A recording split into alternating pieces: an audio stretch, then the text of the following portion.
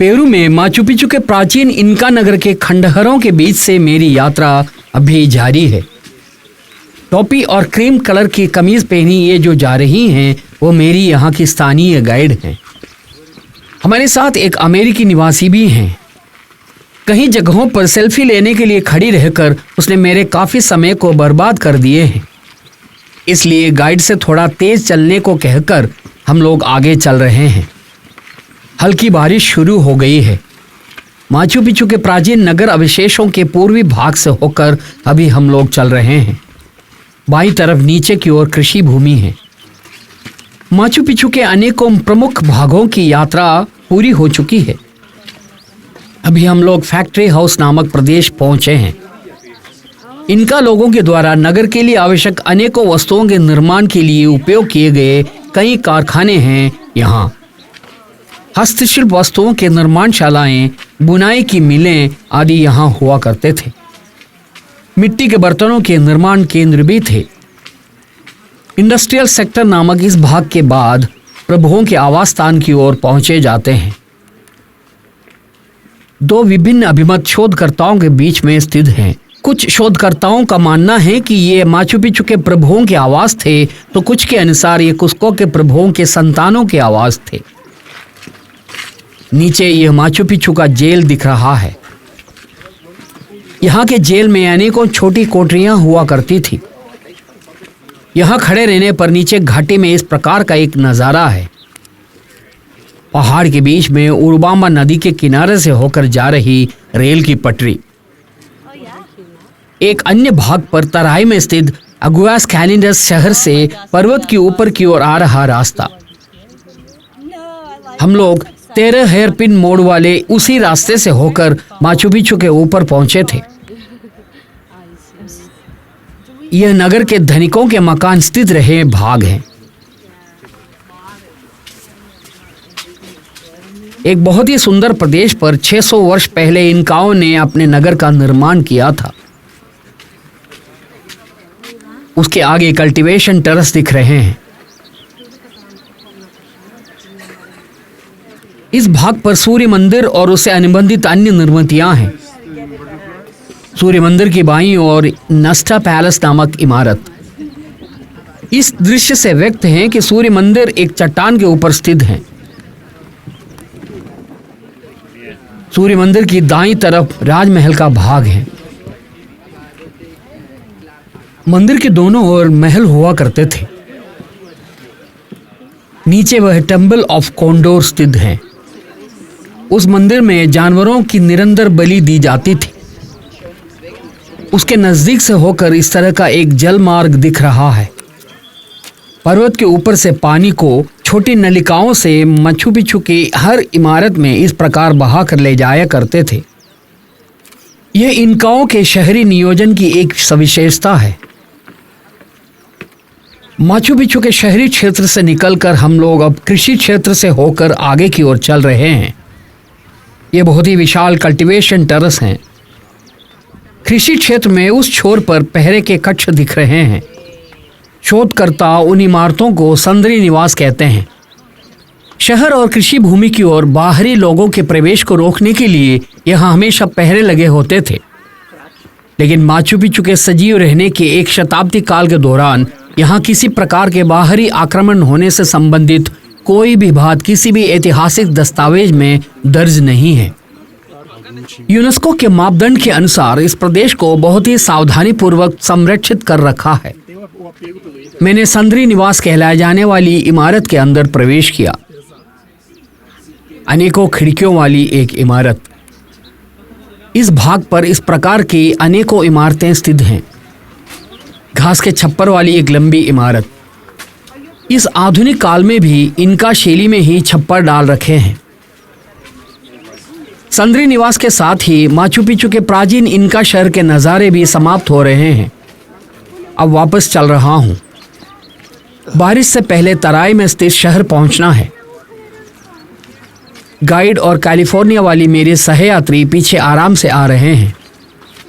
मैं उनसे यात्रा की अनुमति लेकर ही लौट रहा हूँ। वापसी की यात्रा में अब गाइड की आवश्यकता नहीं है। इस पर्वत के ऊपर रेस्तराएं और एक लॉज आदि भी हैं। अग्रिम बुक करने पर 1-2 दिन लॉज में रह सकते हैं। बस यहाँ आती है। यह बस में चढ़ने वालों की कतार है। इसे लांघ कर बस में नहीं चढ़ सकते हैं। एक लंबी कतार, वह करीब 200 मीटर लंबी हो गई है। माचू पिचू सैंक्चुरी लॉज इस पर्वत के ऊपर का इकलौता लॉज है।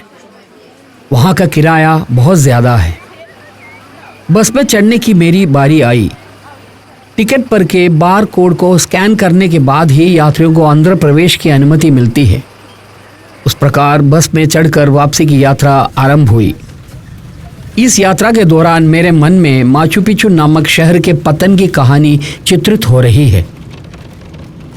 इतिहास कहता है कि कुस्को नामक इनका साम्राज्य के स्पेनिश आक्रमणकारियों के अधीन होते ही माचू पिचू का पतन भी शुरू हो गया था। स्पेन निवासियों के द्वारा अंतिम सम्राट के वध करने के साथ ही माचू पिचू की जनता अनाथ हो गई। चेचक की बीमारी ने वहां की जनता को जान से मारना भी शुरू कर दिया था। उस महान नगर में बची इनका जनता मंदिर की प्रतिमा लेकर कहीं पलायन कर गई। उसके बाद उन लोगों के एक समूह के रूप में कहीं रहने की कोई सूचना इतिहास में कहीं भी नहीं मिलती है। बस उरबांबा नदी के किनारे पहुंच गई है।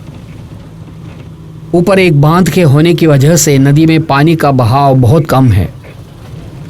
अब बस तराई वाले एगुएस कैलिंडस शहर पहुंचेगी। जंगल में नदी के किनारे बना शहर है वह। लेकिन दूर के नज़ारे से ही यह साफ हो जाता है कि एंटीज पर्वत की अति सुंदर प्रकृति के साथ किसी भी तरह से मेल खाने वाला शहर नहीं है वह। एगुएस कैलिंडस हमारे देश में पश्चिम घाट पर स्थित शहरों के समान योजनाबद्ध और सौंदर्य की दृष्टि से मनभावन रूप में विकसित हुआ शहर नहीं है। एगुएस कैलिंडस के अवैज्ञानिक विकास के विरुद्ध यूनेस्को प्राधिकारियों ने पेरू की सरकार को चेतावनी भी दे रखी है। घाटी के स्टॉप पर बस पहुंची। सारे यात्री यहां उतर रहे हैं। यहां बिताने के लिए मेरे पास अभी और भी समय बचा है। वापस कुस्को जाने की मेरी ट्रेन 2 बजे ही यहां से रवाना होती है। यहां से कुछ ट्रेन इस प्रकार जा रही है, शायद इंजन बदलने जा रही है। कुस्को से माचू पिचू की ओर की आखिरी स्टेशन एगुएस कैलिंडस है। समय अभी 12:30 ही हुआ है। मैंने जिस ट्रेन की टिकट ले रखी है वह 2 बजे ही रवाना होगी। अभी 1.5 घंटे का समय बाकी है। उस समय के अंदर एगुएस कैलिंडस शहर घूम कर देखना है। थोड़ा खाना भी खाना है। माचू पिचू के ऊपर की ओर लोगों को ले जाने के लिए अभी भी बस आ रही हैं। मैं नदी के ऊपर के पुल पार करके बस स्टॉप वाले भाग की ओर चला। 1920 के दशक में इस रेलवे लाइन के निर्माण के समय रूपीकृत मजदूरों की एक छोटी उपनिवेश बस्ती ही आज इतने बड़े शहर में तब्दील हुई है। एगुएस कैलिंडस अभी केवल पर्यटकों के शहर में ही बदला हुआ है। पीठ पर हरे पत्ती की गठरी के साथ जा रही एक आदिवासी महिला, यह उनके परंपरागत परिधान है। मेरे गाइड ने मुझे पहले ही बता दिया था कि टोटोस हाउस नामक यह रेस्तरां यहाँ का एक अच्छा भोजनालय है। रेस्तरां के बरामदे में पर्यटक बैठे हैं। मैंने भी यहीं से भोजन करने का निर्णय लिया। व्यंजनों के दाम बहुत अधिक हैं। इमारत की एक तरफ से उरुबांबा नदी बह रही है। मैं उस भाग की एक बालकनी पर जाकर बैठा। मैंने यहाँ के एक विशेष सूप का ऑर्डर दिया, एक स्वादिष्ट सूप। उसका स्वाद चखते हुए बैठे रहने के समय एक ट्रेन रेस्तरां के सामने आकर रुकी। हेडलाइट जलाकर वह वैसी ही पड़ी है। प्रत्येक 10 मिनट के अंतराल में एक ट्रेन यहाँ पहुँचती है। उसमें से लोग बाहर निकल रहे हैं। मज़ेदार बात यह है कि ट्रेन स्टेशन पर नहीं रुकी है। पर्यटकों को लाने वाली ट्रेन ही स्टेशन पर रुकती है। यह एक लोकल ट्रेन है। उसमें से उतरने वाले यात्रियों में अधिक स्थानीय निवासी हैं। व्यापारी, यहाँ के होटल और रेस्तराओं में काम करने वाले लोग आदि हैं उनमें। पेरू में स्थित इस प्रदेश के एंटीज पर्वत श्रृंखला के लोगों को यहाँ ऐसे बैठकर देख सकते हैं। पीठ पर गठरी लादे घूम रही आदिवासी महिलाएं। इस प्रकार गठरी उठाए विशेष वेशभूषा में घूमने वाले मात्र ही यहाँ किसी जमाने में हुआ करते थे। आधुनिक और परंपरागत परिधानों का एक मिश्रण अभी यहाँ दिखाई दे रहा है। स्पेनिश प्रभाव से ही यह बदलाव आया है। उसके बावजूद पीठ पर की गठरी की शैली में अभी भी कोई बदलाव नहीं आया है। ट्रेन से उतारे गए फल और अन्य सामानों को एक पहिए वाले ठेले पर लादकर व्यापारिक केंद्रों की ओर ढकेलते हुए ले जा रहे हैं। रेस्तरां की बालकनी में सूप की चुस्की लेते हुए मैं उन्हें देख रहा हूँ। हथियार उठाए पुलिस वाले भी लोगों के बीच से जा रहे हैं। पुलिस हर जगह है। यहाँ की पुलिस को इस प्रकार दल में घूमते हुए ही देखे जा सकते हैं। लोगों के उतरने के बाद ट्रेन आगे बढ़ रही है। यहाँ पास ही में स्थित शंटिंग यार्ड की ओर जा रही है। माल वैगन, उसके पीछे की तरफ है यात्रियों की बोगियां। बाहर खड़े रहकर देखने जैसा नहीं है, अंदर बैठने पर उछल उछल कर होती है यात्रा। दक्षिणी पेरू में पैसेंजर, टूरिस्ट, गुड्स ट्रेन आदि की सेवाएं प्रदान करने वाली एक प्रमुख कंपनी है पेरू रेल। मुझे लगा कि माचू पिचू के प्राचीन नगर के खंडहरों के बीच से चलकर थके हुए पर्यटकों के लिए ये रेस्तरां एक विश्राम स्थल भी है। एक सूप या थोड़ा भोजन लेकर वो लोग काफ़ी देर तक यहाँ बैठे रहते हैं। प्रत्येक 5 मिनट के अंतराल से एक बस पर्वत के ऊपर से यहाँ पहुँचती है। माचू पिचू देखकर लौटने वाले 30 यात्री प्रत्येक बस से उतरते हैं। उतरने वाले किसी रेस्तरां या सोवेनिर की दुकान की ओर जाते हैं। एक तरफ उरबाम्बा से आकर मिलने वाले छोटे झरने मुझे ये तसल्ली दे रहा है कि उनके किनारे अभी कचरे फेंकने की जगह नहीं बनी है। रेस्तरां से निकलकर मैं शहरी रास्तों से होकर आगे बढ़ा। यहाँ एक बड़ी प्रतिमा है।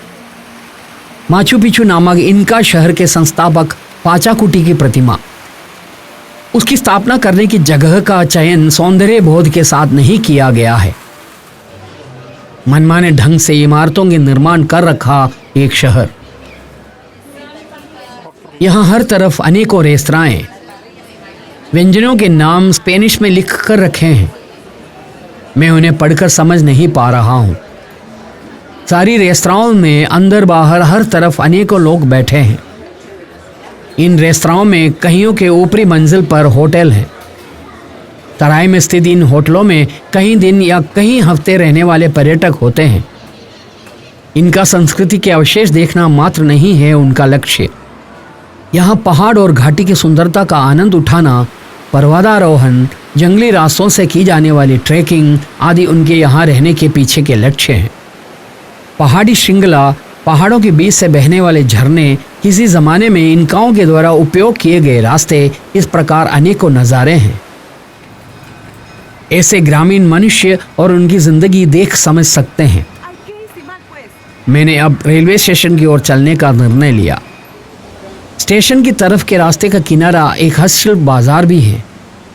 इनका परंपरा में रूपीकृत हस्तशिल्प वस्तुओं को दुकानों में बेचने के लिए रखे हुए हैं। इन नज़ारों से ये साफ होता है कि केवल हस्तशिल्प वस्तुओं को ही यहाँ बेचने के लिए नहीं रखे हैं। मशीन से बनाई गई सामग्रियाँ भी यहाँ काफ़ी तादाद में मिलती है। दुनिया में हर जगह पर्यटन केंद्र में स्थित हस्तशिल्प बाजार ऐसे ही कुछ होते हैं। यहाँ इनकाओं के अनेकों अद्वितीय उत्पन्न मिलते हैं। आभूषण, लामा के बाल से बनाए गए स्वेटर, टोपी आदि उनमें शामिल हैं। चीन से आयात की गई अनेकों वस्तुएं भी यहाँ बाजार में उपलब्ध हैं। रुचि लेकर खरीदारी करने वाले किसी भी व्यक्ति के लिए बड़ी रकम खर्च करने का अवसर इस बाजार में मिलता है। मुझे लगता है कि पेरू के पर्यटन केंद्रों में स्थित हस्तशिल्प बाजारों में सबसे बड़ा बाजार माचू पिचू की तराई में स्थित यही बाजार है। सुबह ट्रेन उतरकर मैं पहाड़ की ओर इसी रास्ते से गया था, तब यहाँ की कई दुकानें बंद थी। माचू पिचू प्राचीन अवशेषों के बीच से घूमते रहने वाले पर्यटक दोपहर बाद ही एक साथ एक बड़े दल में पहाड़ से नीचे उतरते हैं। पर्यटकों को ट्रेन चढ़ने के लिए स्टेशन जाना हो तो इस बाजार के अंदर से ही चलना पड़ता है। माचू पिचू से वापसी के कारण प्रत्येक पर्यटक चलते जाने के बीच कुछ न कुछ अवश्य खरीदते हैं या खरीदती हैं। स्टेशन के समीप पहुंच गया हूं। समय अभी 1:30 ही हुआ है। ट्रेन रवाना होने में अभी आधा घंटा बाकी है। यह है रेलवे स्टेशन की इमारत। यह हमारे देश के किसी साधारण रेलवे स्टेशन की तरह ही है। अभी से प्लेटफॉर्म पर जाने नहीं देंगे। 2 बजे की ट्रेन के यात्रियों को इस हॉल के अंदर इंतजार करने के निर्देश मिले हुए हैं। मेरी तरह माचू पिचू पर चढ़कर वापस आए लोग थके हुए बैठे हैं। इस प्रकार के इंतजार के दौरान ऐसे बैठे हुए लोगों के निरीक्षण करने में मैं बड़ा उत्सुक रहता हूं। कुछ लोग झपकी ले रहे हैं तो कुछ लोग पैक करके लाए हुए सैंडविच खा रहे हैं। ऐसी यात्रा पर निकलने वाले लोगों को दोपहर के समय रेस्तरां में बैठकर भोजन करने की आदत नहीं डालनी चाहिए। नाश्ता पैक करवा कर लाने से यात्रा के दौरान सहूलियत के अनुसार कहीं भी बैठकर खा सकते हैं। कुछ लोग कॉफ़ी काउंटर के सामने खड़े हैं। मोबाइल फ़ोन की दुनिया में खोए हुए लोग भी हैं। यात्रा के दौरान खींचे गए फ़ोटो के जांच करने वाले लोग, सोशल मीडिया से उन्हें शेयर करने वाले लोग। इस प्रकार के इंतज़ार के पलों में विभिन्न देशों से यात्रा पर निकले लोगों के निरीक्षण कर सकते हैं। अधिकांश लोग परिवार समेत यात्रा करने वाले होते हैं। बेटी की प्यारी बातें सुनकर उस पर प्यार लुटाने वाली एक माँ, माता पिता के साथ यात्रा करने वाले किशोर, हर तरह के लोग हैं, विभिन्न देशों के लोग। उन सबको देखते हुए बैठे रहते ट्रेन के रवाना होने के समय के होने की घोषणा हुई। सब लोग एक साथ प्लेटफॉर्म की ओर चले। ये सब लोग ओलंथाई तांबो की ओर की एग्जीक्यूटिव ट्रेन के यात्री हैं। यहाँ एक ट्रेन खड़ी है। पेरू रेल की गाड़ी है। बाईं तरफ खड़ी इनका रेल की इस गाड़ी में मुझे जाना है। Machu Picchu executive train. प्रत्येक कोच के दरवाजे पर खड़े अधिकारी टिकटों की जांच करके लोगों को अंदर प्रवेश करवा रही हैं। सुबह यहाँ आते समय के समान ही पासपोर्ट सहित सारे कागजातों की सूक्ष्मता से निरीक्षण कर रही हैं। सख्त जांच। आधा घंटे के अंतराल से यहाँ पर्यटकों की गाड़ियाँ आती रहती है। इस मार्ग पर पेरू रेल और इनका रेल की गाड़ियाँ ही सेवा प्रदान कर रही हैं। माचू पिचू आने वाले पर्यटकों में अधिकतर लोग ट्रेन मार्ग से ही घाटी के शहर अग्वास कैलिंड्रस पहुँचते हैं। मैंने ट्रेन के अंदर प्रवेश किया। कोच अधिक चौड़ा नहीं है, फिर भी अंदर अच्छी सुविधा कर रखी है। अच्छी सीटें, कांच की बड़ी खिड़कियां। निश्चित समय से 15 मिनट की देरी से गाड़ी रवाना हुई। अनुभव से मुझे मालूम हो गया है कि समय को अधिक महत्व देने वाली ट्रेन सेवा नहीं है यह। ट्रेन अग्वास कैलेंडर से दूर होती जा रही है। थोड़ी देर में कर्मचारी आकर मेज पर मेनू कार्ड रखने लगे। सुबह यहाँ आते समय दिखे व्यंजनों से अलग व्यंजन मेनू कार्ड पर अंकित है, लेकिन पेय पदार्थ वही हैं। कॉफी, चाय, जूस आदि सब हैं। ड्राई फ्रूट्स और बिस्कुट सहित कई स्नैक्स मेज पर लाकर रख रहे हैं। उरबामा नदी के किनारे से है यह यात्रा। ट्रेन डोलती हुई आगे बढ़ रही है। ये नैरो गेज ट्रेन की विशेषता है। उछल उछल कर ही वह आगे बढ़ती है, वह भी खास करके पर्वतीय क्षेत्र में। यात्रियों में से कुछ लोग झपकी ले रहे हैं, कुछ लोग यादों की दुनिया में खोए हुए हैं। बोगी की छत कुछ इस प्रकार से है। वहां से एंटीज पर्वत की चोटी के अग्रभाग तक देखे जा सकते हैं, वह भी एक अलग अनुभव। छत पर 2 कतार में कांच लगा रखे हैं। यात्रा के बीच में ट्रेन कहीं कहीं रोक दी जाती है। क्रॉसिंग के लिए ही ट्रेन को इस प्रकार रोकी जाती है। ये उरबामा नदी है। कर्मचारियों ने जूस आदि देने शुरू कर दिए हैं। ड्राई फ्रूट्स के एक एक पैकेट दिए गए, फिर आवश्यकतानुसार जूस, कुछ कुकीज, कॉफ़ी, चाय आदि भी हैं। पहले से ही ऑर्डर दे रखे हैं तो कुछ विशेष व्यंजन भी मिलेंगे। ट्रेन फिर से चलने लगी। डोलती हुई ओलंताई तैम्बो लक्ष्य करके वह आगे बढ़ रही है।